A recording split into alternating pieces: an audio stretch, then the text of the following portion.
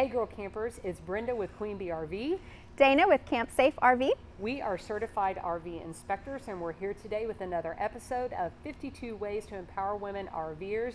And today we're talking electric, specifically these electrical adapters, also known as dog bones. And you can probably guess why they are called dog bones. So what are some of the scenarios that you've had to use a dog bone before in your camping experience? Okay, a couple of things that we've encountered with our various rigs.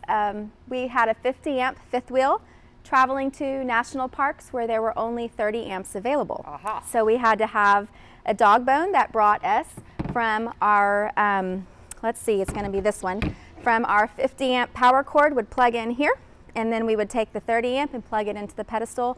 And keeping in mind that 30 amp pedestal only provides 30 amps. So even though we were a 50 amp rig, the pedestal only provided 30, so we could only have 30 inside the rig. That's very important. Okay. Another scenario would be our 30 amp camper. When we've gone to a couple of vintage trailer parks with that 30 amp camper, there are 50 amp sites and no 30 available, or perhaps you go and you know you've told them you need a 30 amp and you show up and they've put you in a 50 amp site. So in that case, you would use the exact opposite and need a 30 amp adapter for your power cord here, plugging into your pedestal with 50 amps. Got it. And in this situation, even though you're plugging in with 50 amps, you are a 30 amp rig. So you don't get 50 amps just because you've plugged in there. Darn. You still only have 30 because that's what your rig is wired for. Got it, got it. So if you noticed, Dana is showing you there's male and female ends to these adapters, so you got to play out the scenarios in your head that you might need to use those for.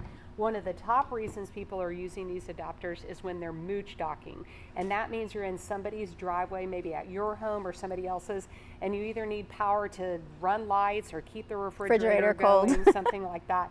So you might be going, let's say, from your 30 amp rig down to either this is 15 or 20 amp in a regular household receptacle. This is an example of one, and this is also an example. This one's just called a puck. Same kind of situation. You're going to have limitations on what all you can run, especially when you're mooch docking. But that kind of gives you an idea of these electrical adapters, and we hope that you'll come back for next time's episode of 52 Ways to Empower Women RVers.